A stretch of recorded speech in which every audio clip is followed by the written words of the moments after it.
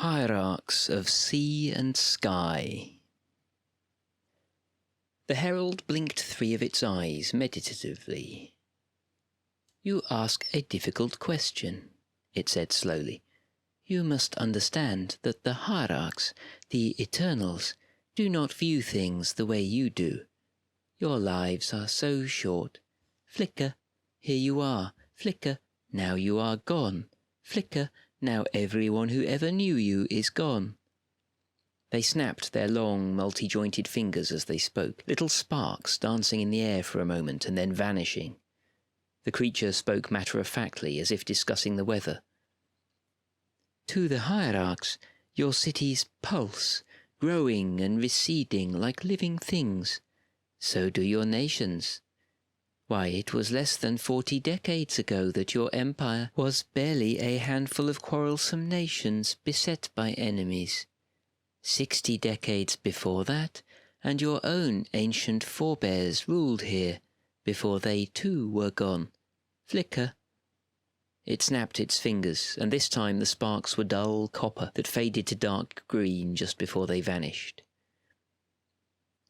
"The Hierarchs are not like the others you've told me of. They do not contend against one another.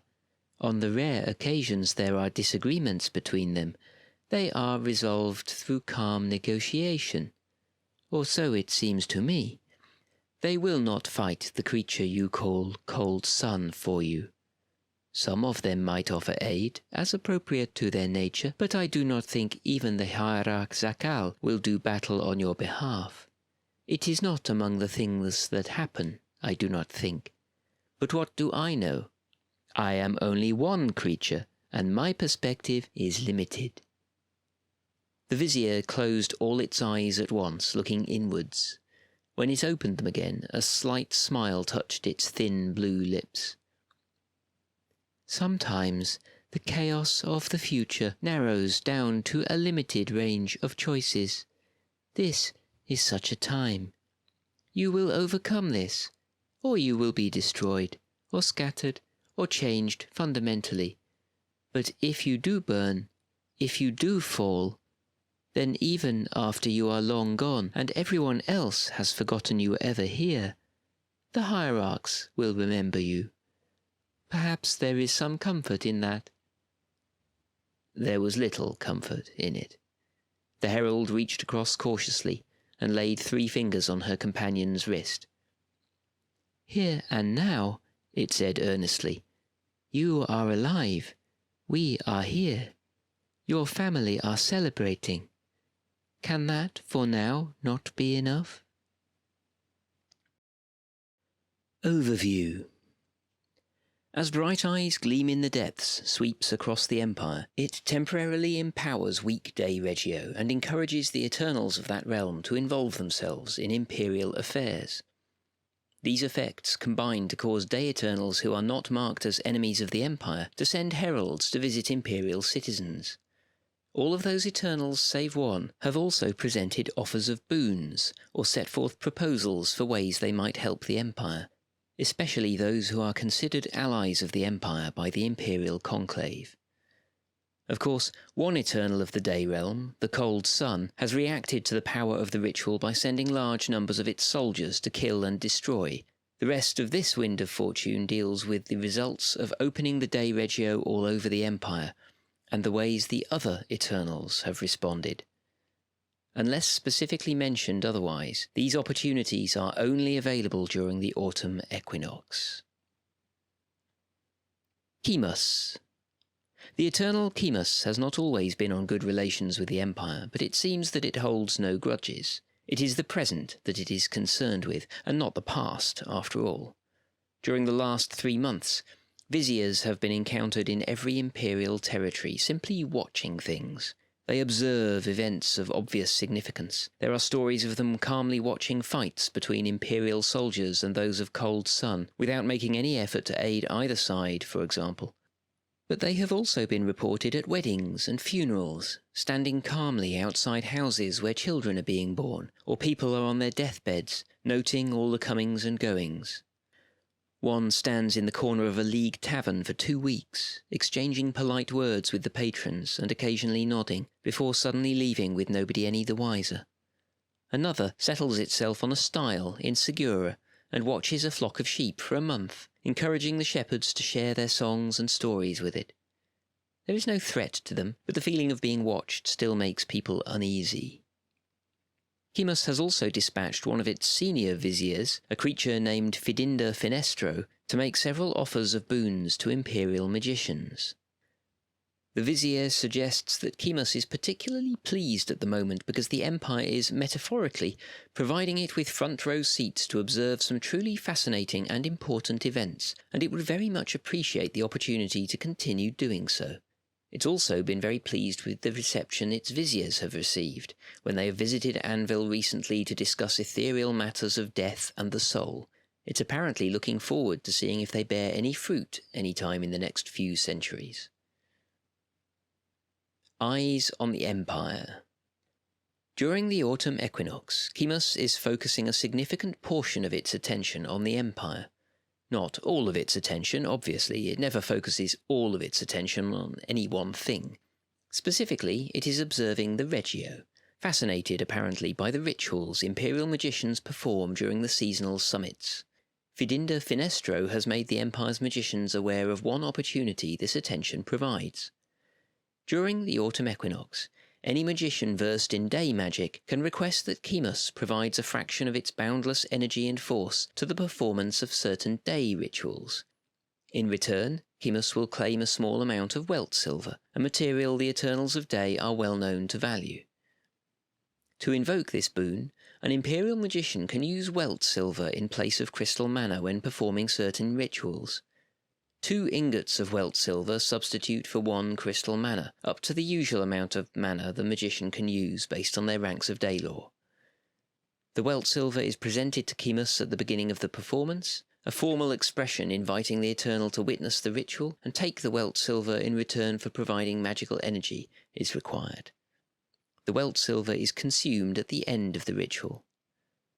Only certain rituals can be empowered in this way, rituals of revelation, force, and perfection.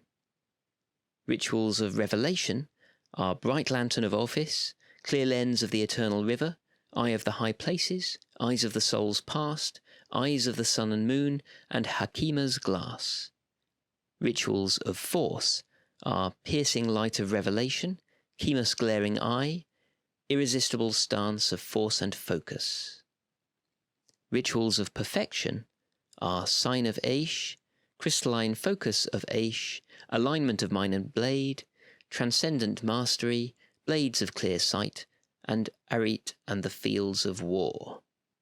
The boon can only be used with formulaic rituals. It cannot be used to provide power to an arcane projection. It's possible that certain other rituals not on the list above, and in neither Imperial nor Urizen lore, might be able to draw on Chemos' power if they deal with the resonances of revelation, force, or perfection. Out of character note, if in doubt, ask a referee who will be able to check. Crystal Weapons. The unblinking eye will not directly oppose Cold Sun, but that does not mean she has no aid to offer. The idea of a world devoid of life is unpalatable to the seer clad in veils of light. One of the known boons Chemos offers are crystalline rods or staves that grant mastery of violent energy, such as that used in the Repel incantation. Such implements are considered powerful boons and are often given only in return for a significant gift of Welt silver, a substance which Chemos appears to value very highly. During the autumn equinox, between the hours of sunrise and twilight on Saturday, before 7:30, any Imperial magician may come to the Imperial Regio with a mundane rod, staff, piece of mage armour, or a piece of jewellery bearing an eye or sphere. They will also need a bounty of Welt silver, depending on which of Chemos' boons they are seeking. If they present the item, cast Hakima's Glass on it, and as part of the performance formally request that the unblinking eye gaze upon this weapon and grant a fraction of its power so that it may be used to turn aside a world without wonder, then Chemos will infuse the object with a fragment of the powerful force that roils within it, transforming it into a magic item. A piece of jewellery can be infused with Chemus power for 5 ingots of welt silver. The jewellery must be clearly marked with an eye motif or set with a spherical gem or piece of crystal. Provided it meets this criteria, Chemus will infuse it with power so that the bonded wearer, as long as they are a magician, can use the talisman to cast the repel spell as if they knew it. Mage armour can be infused with power for 10 ingots of welt silver. The resulting mage armour will allow a magician who wears it and who knows the repel spell to cast that spell twice each day without expending personal mana. Infusing a rod in this way requires 15 ingots of welt silver. The rod will become the equivalent of a storm weaver, allowing the bonded wielder to repel an opponent 3 times each day without using personal mana, even if they don't know the spell. And infusing a staff requires 30 ingots of welt silver, and the implement will become capable of hurling a foe away 4 times each day, again without requiring personal mana or knowledge of the spell. Chemus is only prepared to create 9 of each item over the course of the Equinox. After that, the Hakima's glass will have no effect, but the crystal mana will not be spent. One word of caution is raised by a member of the Shuttered Lantern in response to this offer. It's well known that Chemus observes the objects it creates and gifts to mortals, and is capable of seeing things that happen around them. If someone were to take up one of these offers, it might be an idea to ensure they are left safely in another room if someone were to be doing something they did not want she of the irresistible gaze to know about. Out of character note. Because there is a limited number of ribbons, this opportunity can only be used at the Imperial Regio, and the ribbons are available on a first-come, first-served basis. It's also important that the item be unribboned. This is what Chemus means by mundane. If an item that already possesses a ribbon is presented, the attempt to empower it will fail. A record of sins. The Vizier mentions almost offhandedly that by focusing its attention on the Regio in this way, Chemus will be aware of every ritual performed there during the Equinox. It will know which magicians were involved and when the ritual was performed. It is not prepared to share this information willy-nilly, but it does mean that if the Archmage of Day petitions Chemus for specific information about rituals performed during the Equinox, the Eternal may be able to provide it. There is one exception. Chemus is passively observing the Imperial Regio rather than bringing the full force of her unblinking gaze to bear. As a consequence, the Eternal will be unable to see any magician who is shrouded with even the most basic casting of Mask of the Blinded Weaver. If every magician contributing to such a ritual is shrouded in this manner, the Eternal will be aware something has been done, but not what it is or who was involved. Out of character note, if you perform a ritual at the Imperial Regio while under the effect of Mask of the Blinded Weaver, you should discreetly let the referee know, so that they can make a note of it, decreasing the likelihood that we will miss it if it becomes relevant. After a little discussion with Fidinda Finestro, the Vizier has cautiously concurred that if the Imperial Conclave were to request that it did so, Chemus would be prepared to observe the Imperial Regio on a more permanent basis. The special welt silver boon requires more attention than it is willing to spare, but it could pay enough attention that it could answer questions about rituals performed there should the Archmage of Day request it. In return, the Eternal requires amity. Indeed, the request to watch the Imperial Regio could be part of the wording of a declaration of alignment to that effect. It is not so much that Chemus desires friendship, explains Fidinda Finestro, as it finds that the restrictions that neutrality places on its ability to observe events first-hand within Imperial borders to be burdensome, and would prefer the freedom that mutual respect would provide. A boon of finding. The burgeoning power of Bright Eyes is providing Chemus with plenty of opportunities to look at the Empire, and it seems the Eternal is quite pleased with this state of affairs. As a note of thanks, it has instructed its viziers to present a boon to the Imperial Conclave. During the autumn equinox, the Conclave may invoke a boon of finding. Chemus will not request anything else in return for this boon. To invoke it, a suitably worded declaration of concord must be presented and agreed on. The declaration must begin with the words, "We ask the 1,000 eyes of the sun and moon to find," and then the name of a specific item or location that they want Chemus to turn its attention toward locating. Chemus will locate the item or place named, provided it exists, and share their findings with the Conclave at the winter solstice. There are a few restrictions on this boon. Chemus will not use it to find a person, only an object or a place. The item or location must be one with a well-known name. It must be clear exactly what it is that is being located. The information about its location will be shared publicly. Chemus has no interest in propagating secrets. In the event that the Conclave upholds more than one such request, Chemus will hunt out the last item or place named, with respect to the Conclave's right to change its mind. An orrery for the Watcher. Chemus is fascinated by the Tower of Light and Shadow, the tower overseen by the Penumbral Watcher.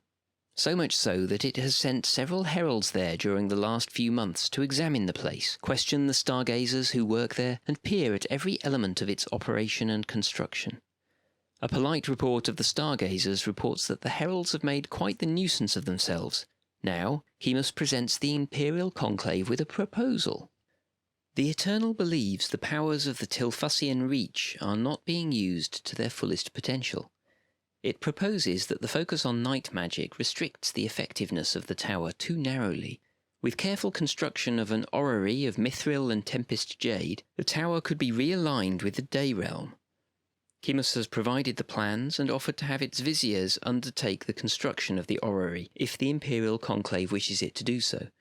A declaration of concord accepting Chemus' offer would be sufficient to set the ball rolling. The Penumbral Watcher would need to gather the materials required, 5 wains of mithril and 50 ingots of tempest jade, and ensure they are in their inventory after the autumn equinox. If both criteria are met, then the servants of Chemus will make the alterations to the tower. The result would be that the Penumbral Watcher would no longer be able to refine shadow myrrh, and the hearthfire pools would dry up. Instead, they would be able to distill noonlight sunwater and night-dark moonwater, specially infused seawater containing motes of power drawn from the day realm. The former would significantly strengthen any casting of piercing light of revelation, making it more capable of burning through a shroud, while the latter would empower any divination ritual that needs to overcome the strength of a magical shroud. The Penumbral Watcher would lose access to the Shadow Well, but would gain a potent boon instead. Through the magic of the orrery, the stargazers who would continue to support the tower would be able to observe any and all Imperial spy networks, provided at least one of the warbands assigned to support that network had been enchanted with Sharp Eyes of the Corsair or a similar day magic enchantment. The Penumbral Watcher would thus receive a copy of each spy report that such an enchanted unit had been involved in gathering. To further increase the likelihood of the Penumbral Watcher being able to gain such information, Chemus would provide them with a Watcher's Glass once each season, a magical focus that supports the casting of Sharp Eyes of the Corsair.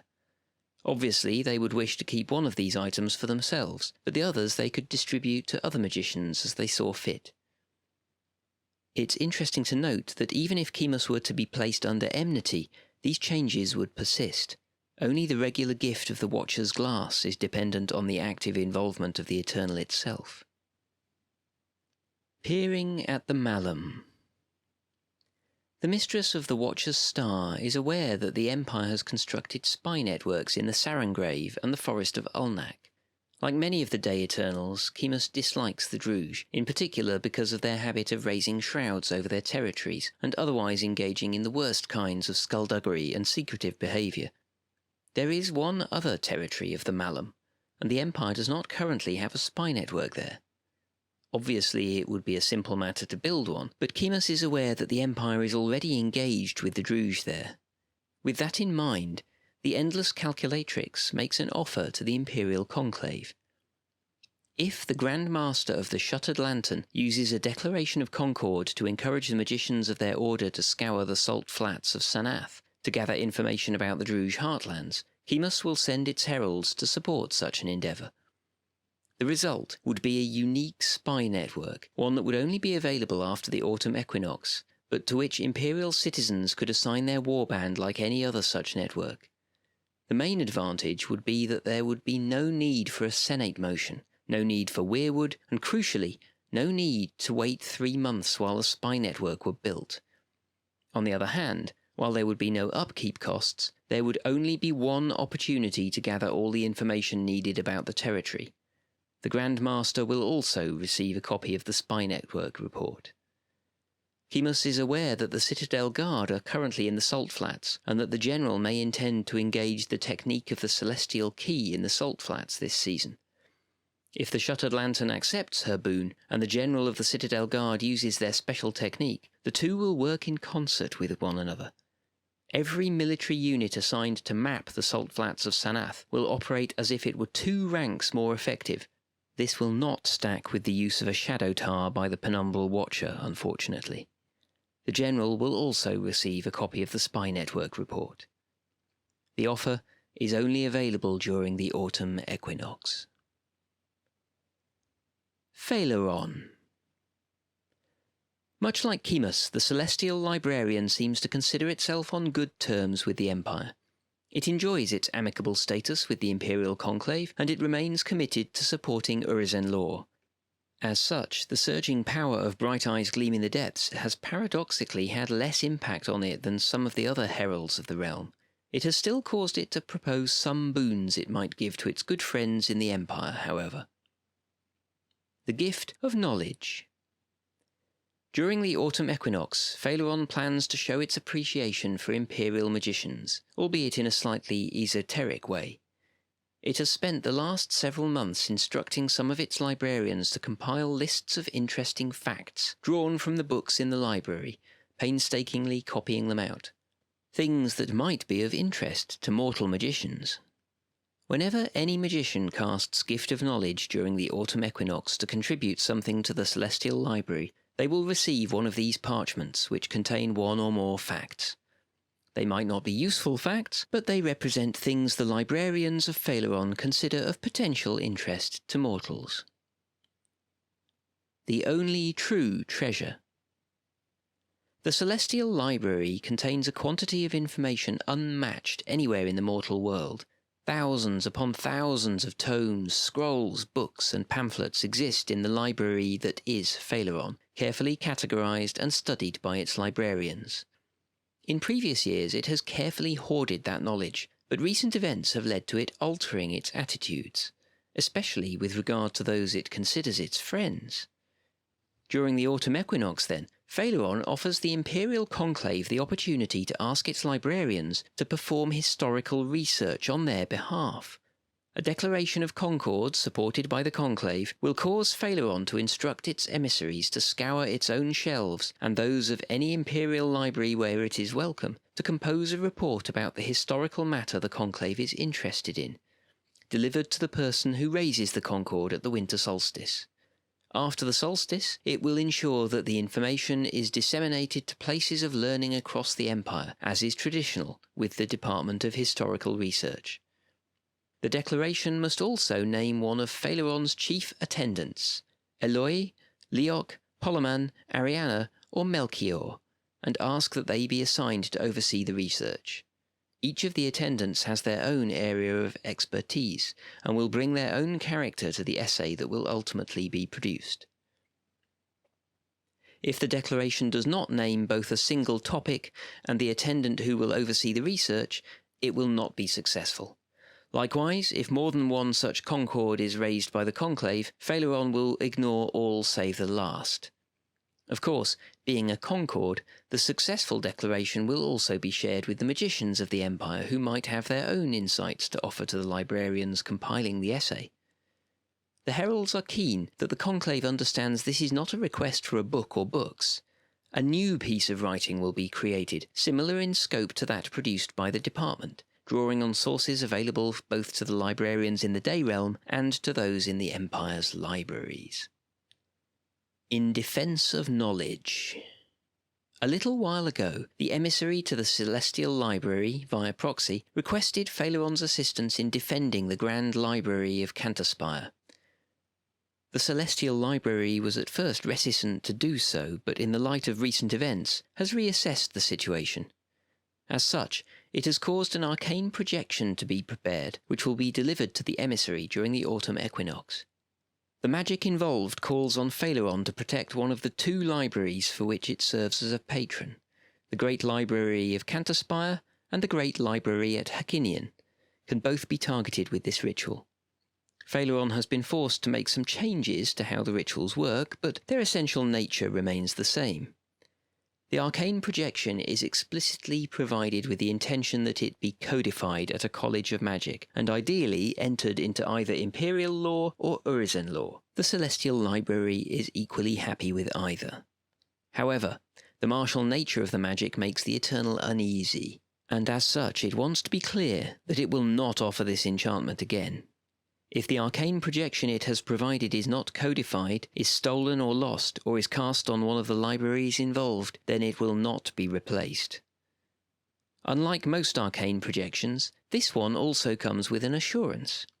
It will lose all power if the Empire allows one of its great storehouses of knowledge to be destroyed when it could conceivably have prevented it.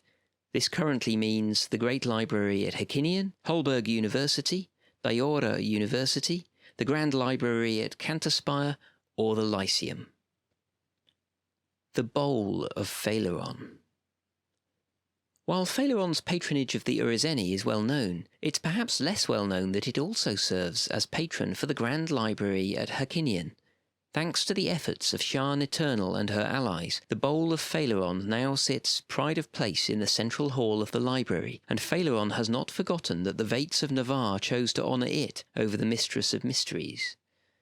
For the last year it has carefully watched the expansion of the library, and now that it is complete, it wishes to offer a concrete example of its support for the work done by the advisor on the Valorn. Provided the advisor wishes to receive its support, it will provide a copy of every major tome in the collection that speaks about the Valorn, both its creation and how it might be destroyed. Phaleron cannot vouch for the veracity of all these tomes, but it trusts in the discernment of mortal librarians. There are a lot of books, however. A lot of books. To create copies will require a significant amount of Welt silver. Phaleron has made preparations, however. If the advisor on the Valorn personally casts Gift of Knowledge, using as a focus Shan Eternal's book on the Valorn, and including 49 ingots of Welt silver, then Phaleron will have the books delivered to the library in Miaren. Phaleron predicts that this will be sufficient to reduce the time needed to research the destruction of the Valorn by another 3 months, meaning it will be completed in time for the spring equinox 386 YE. Zakalwe. Tidehunter remains an ally of the Empire and has dispatched numbers of Myrmidons to help repel the initial attacks of Cold Sun. It seems that the Master Strategist is most interested in seeing how the Empire deals with the threat posed by the forces of the destructive Eternal, however, and so his Myrmidons have mostly withdrawn from the Empire for now. Instead, he has focused his attention on what he can do to help the Empire hone its military strength, and encourage it to embrace the philosophies and strategies the Strategos believes best suit Masters of Warfare. The Key of Preparation. The key to a good offence, some strategists opine, is a good defence. By defending one's home territory with fortifications, one is free to send one's armies to make war on one's enemies. Zakalwe offers aid to the Empire in strengthening its defences, specifically to the Grand Master of the Rod and Shield. If the Grand Master raises a declaration of concord, declaring that the magicians of their order should work with the Master Strategist in the coming months, together they will engage in an assessment of the Empire's defences. Zakalwe is confident that between the first-hand practical knowledge of the Rod and Shield and the insight of his heralds, they will be able to identify several opportunities to enhance existing fortifications, and perhaps even identify a few places where new fortifications could be created. It is clear he is not thinking solely in terms of thicker walls. The unique qualities of the walls of Cargo and the Salt Guard and the indestructible Adamant Gate are very much the kinds of things the Eternal is thinking of when he says, enhance. The Key of Focus. Of course, the Empire's strategy cannot depend entirely on walls, whatever those who favour the philosophies of Emperor James might believe. Where a fortification might represent an immovable object, the imperial armies represent an irresistible force. In recent years, the Empire has honed and focused several of its armies, but the General of Day believes that, like any weapon, armies must be kept sharp. With that in mind, Zakalwe reaches out to the War Mage and the Imperial Warcaster. These titles represent a link between the soldiers and the wizards of the Empire, and are of particular interest to him. During the autumn equinox, then, each of these titles have the option to name a single Imperial army and ask Zakalwe to send heralds to assess it and its capabilities. Tidehunter and his heralds will explore the history of the army, weigh its resources, and propose a way that the force might be honed. Zakalwe has provided both the Imperial Warcaster and the War Mage with a sheet of specially prepared parchment. They merely need to write the name of the army they wish Zakalwe to examine on the paper, take it to the Imperial Regio, and use Operate Portal to deliver it to the Eternal. He will do the rest. There is one other requirement, however. The general of the army in question must mention in its orders that the heralds of Zakalwe are welcome to march with their soldiers. The Eternal will not go where he is not welcomed. A caveat exists with this ability. Any army that has recently been the focus of the Empire's attention, that has received an improved quality within the last few years, is less likely to present an opportunity for honing its quality than one which has not been enhanced recently. One other restriction exists. He will not send his heralds to assess the armies of Varushka. He gives no explanation for this. If the War Mage or Warcaster requests he do so, he will simply decline. The Key of Commitment. The Master Strategist has strong views on the integrity and self-knowledge of the warrior. He believes firmly in concepts of personal honour and that every soldier is ultimately responsible for the actions they take on the battlefield. His commitment to rational thought even in the thick of battle is very appealing to a certain breed of soldier and general, but often puts him at odds with those who embrace the idea that the ends justify the means. While he is generally well disposed towards the Empire, there have been a few recent developments that have unsettled him.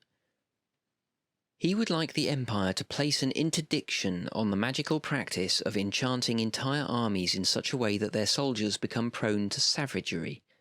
The recent enchantment on the Fire of the South would be an example of the kind of thing he is talking about. As might the night magic used to grant the Navarre armies murderous fervour during the recent campaign in Karaman. These powers, he opines, are not good for the soldiers subjected to them, and reflect a commitment to bloodshed rather than victory. Out of character note, Zakalwe is talking primarily about rituals that enchant an army with an ability that exists only for the purposes of increasing casualties against enemy soldiers, not an order or a power that increases casualties only as part of a general increase to fighting strength. If the Conclave does this, and for as long as they leave the restriction in place, Zakalwe will commit to providing the Imperial Warcaster with 3 of his crystalline tokens each season, 1-use boons that make it easier to perform Clarity of the Master Strategist and Carve the Crystal Guardian.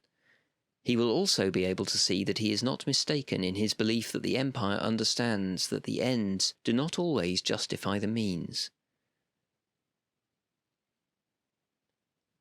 Synakenon.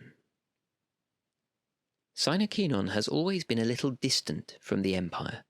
Recently, though, the Throne of the Sun has begun to pay a little more attention to the doings of Imperial citizens, its attention apparently drawn by the loyalty of the Imperial Orcs.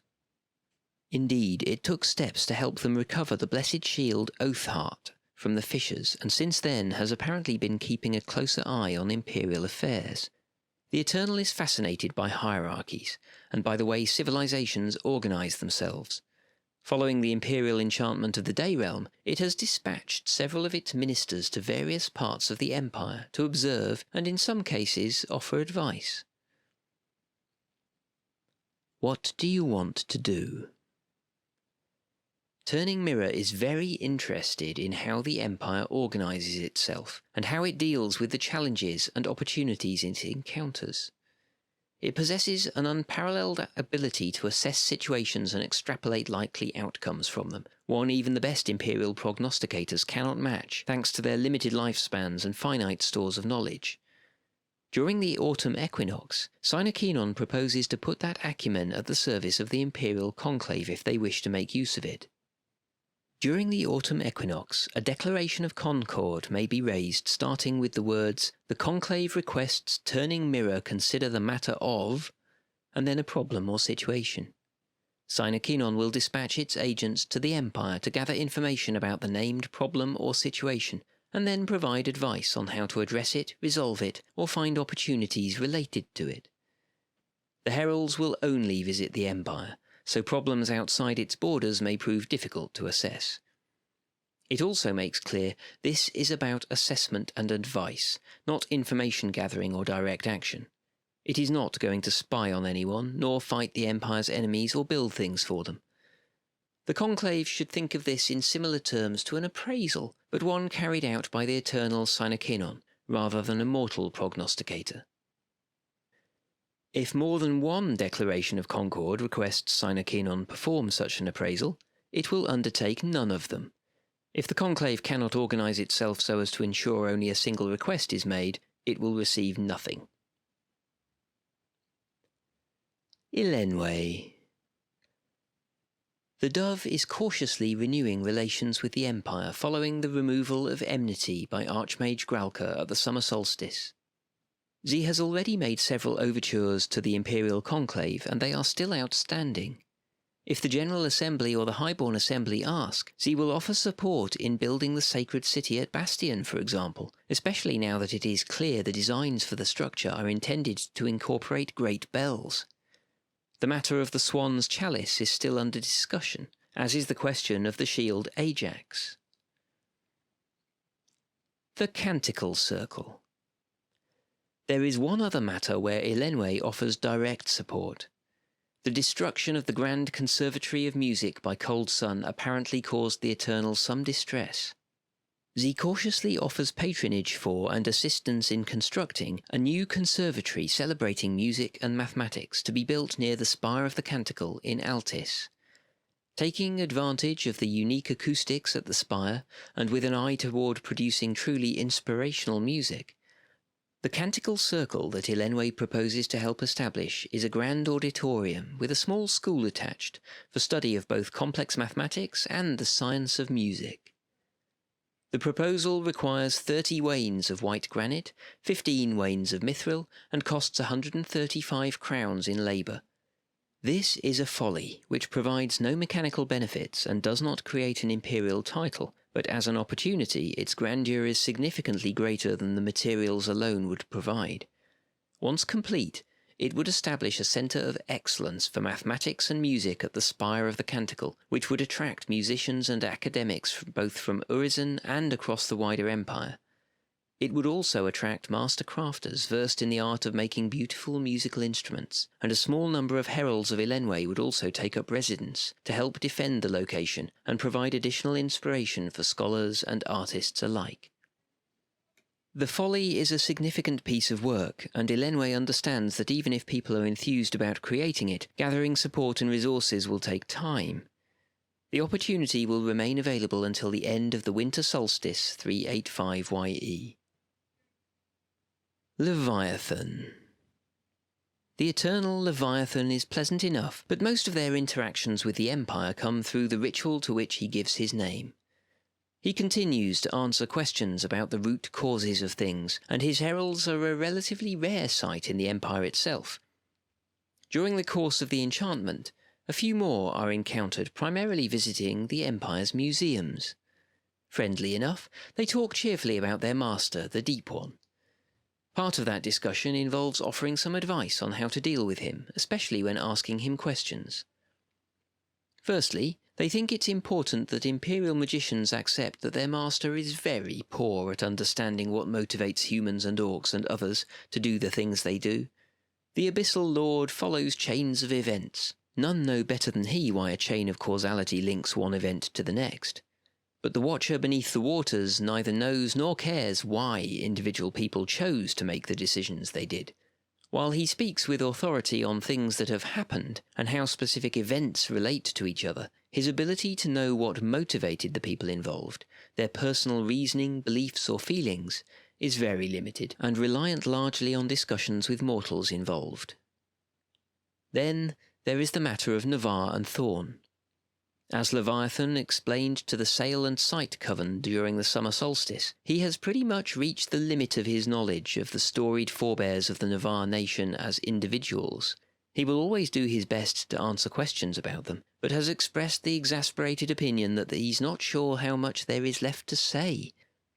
The heralds suggest that magicians might be better giving some thought to what it is that they are really trying to find out when they are tempted to ask questions about the actions of any individual people, but Navarre and Thorn in particular.